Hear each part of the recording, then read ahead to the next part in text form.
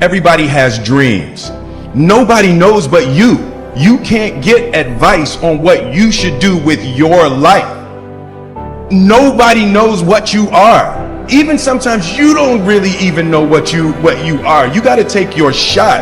And as much as you want people to agree and you want the people around you to be supporting your dream, it's not going to be like that all the time. You got to do it alone. And people will help you. When you get the ball rolling, people will jump on. But if you don't believe, nobody else is going to believe. People come along because your belief is so insane. Many of you, as I have been, as I am, are where you are in your life based upon what you believe. And it's not just what you think you believe on the surface, it's also your shadow beliefs that are holding you back from moving into the life that you believe you deserve. You have to believe you deserve to win. And sometimes it's not just that we think we're good, but that we've done so much, we must be worthy of winning. And sometimes it's not just who we are that we need to believe in, but what we've done. That sometimes you've got to outwork everybody. And you've got to be willing to do the things nobody else is willing to do, so you begin to convince yourself, man, I'm doing all the things everybody else is unwilling to do, so I deserve to get the results other people aren't going to get. Take ownership. Take extreme ownership. Don't make excuses. Don't blame any other person or any other thing. Get control of your ego. Don't hide your delicate pride from the truth. Take ownership of everything in your world, the good and the bad. Take ownership of your mistakes, take ownership of your shortfalls, take ownership of your problems, and then take ownership of the solutions that will get those problems solved. Take ownership and lead. Lead. Following your dreams is a lonely, solitary, scary, dangerous pursuit. You can't wait for somebody to think you can do it. If you stay in your comfort zone, that's where you will fail. You will fail in your comfort zone. Success is not a comfortable procedure. It is a very uncomfortable thing to attempt. So you got to get comfortable being uncomfortable if you ever want to be successful. Rich people don't sleep 8 hours a day. That's a third of your life. It ain't but 24 hours in a day. You cannot be asleep 8 hours a day. We celebrate warriors. We enjoy the winner. We're irritated and frustrated with the whiner. Each of them have earned the title. But each of them have this thing in common. They earned the title based upon how they responded to struggle.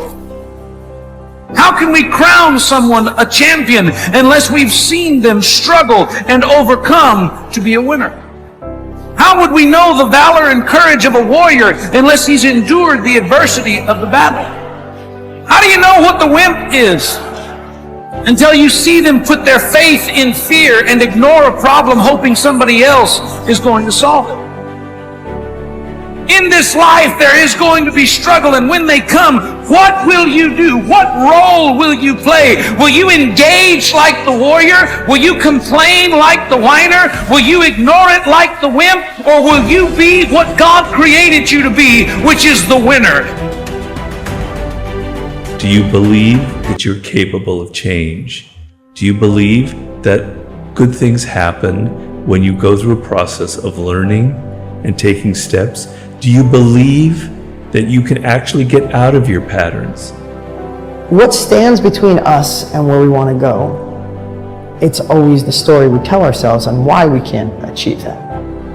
And if I wanted to boil it down, I would just say, what is your biggest why? What's your biggest goal that you would love? If it was a year from now, we were sitting here, you're watching this, and it was a year later, and it was the best year of your life, what would be the biggest thing that would have changed in your life? In order to have something different, you are going to have to do something different. In order to have something more, you have to do something you haven't done yet. That thing that you want, I guarantee you, you've convinced yourself that you're fine not having it. That's why you're not pushing yourself. It's the areas in your life where you've given up, where you've said, oh, I'm fine. There is not one thing that has ever happened to you, not one experience, not one encounter, not one crisis, not one joyful thing that hasn't happened just to make you better and help you rise.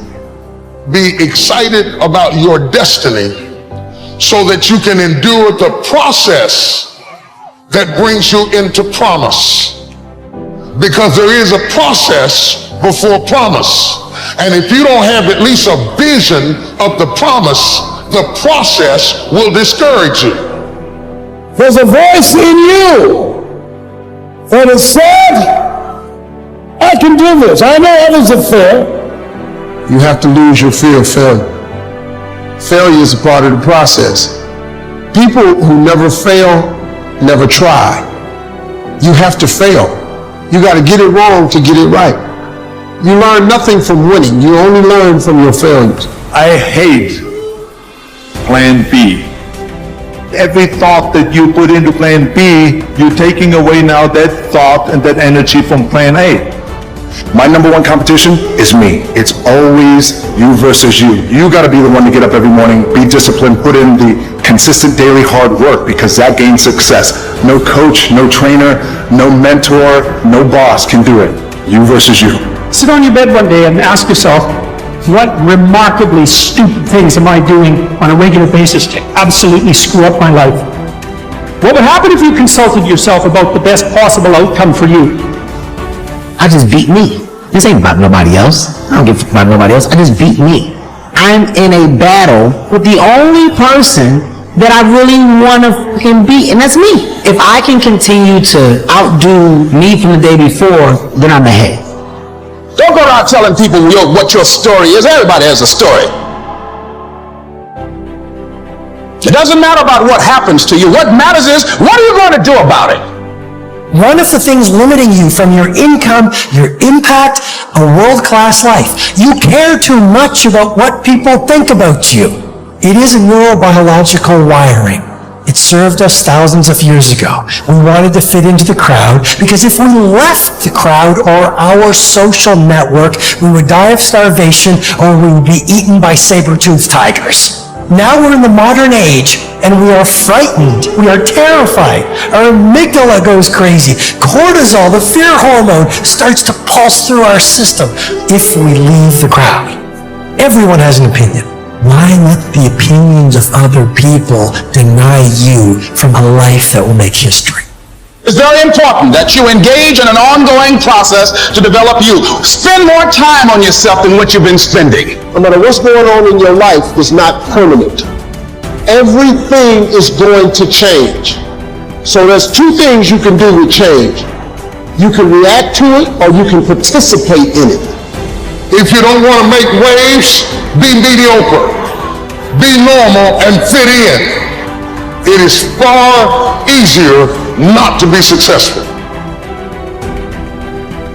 Do you have the courage to act outwardly on what you see inwardly? Or will you die a dreamer?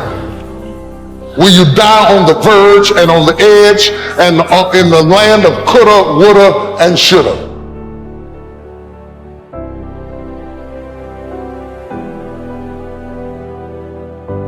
Thanks for watching this videos. Hope you have been motivated from watching this video. Be sure to subscribe to our channel for more videos about motivation for success. Please let us know which topic of motivation you would like to see more of. Let us know in the comment below. Please don't forget to subscribe. Like and hit the bell icon to stay updated with every motivational topic.